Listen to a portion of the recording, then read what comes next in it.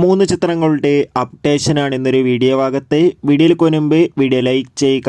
ആദ്യമായി അറിയിക്കാൻ പോകുന്നത് സുരാജ് നായകനെത്തിയ ചിത്രമായിരുന്നു മുറ. ചിത്രം മികച്ചൊരു ആക്ഷൻ എൻ്റർടൈൻമെൻ്റ് ആണ്. ചിത്രം ഉടൻ തന്നെ ആമസോൺ പ്രൈം വീഡിയോസ് എന്ന OTT പ്ലാറ്റ്ഫോമിലൂടെ OTT റിലീസ് ചെയ്യുമെന്ന് ഒഫീഷ്യലായി കൺഫേം ആക്കിയിട്ടുണ്ട്. എന്തായാലും മുറ എന്ന ചിത്രത്തിൻ്റെ OTT റിലീസിനായി നമുക്ക് കാത്തിരിക്കാം. ചിത്രം കണ്ടവരുടെ അഭിപ്രായം തീർച്ചയായും കമൻറ്റ് ബോക്സിൽ രേഖപ്പെടുത്തുക.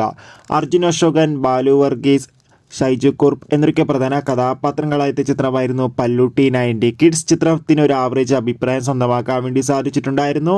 ചിത്രം ഈ വരുന്ന ഡിസംബർ 18-ാം തീയതി സിംപ്ലി സൗത്തിലൂടെയും മനോരമ മാക്സ് എന്ന OTT പ്ലാറ്റ്ഫോമിലൂടെയും OTT റിലീസ് ചെയ്യുമെന്ന് ഒഫീഷ്യലായി കൺഫേം ആക്കിയിട്ടുണ്ട്. ചിത്രത്തിൻ്റെ OTT റിലീസിനായി നമുക്ക് കാത്തിരിക്കാം. ബേസിൽ ജോസഫ്, നസ്രിയ എന്നൊക്കെ പ്രധാന കഥാപാത്രങ്ങളായ ചിത്രമായിരുന്നു സൂക്ഷ്മദർശിനി.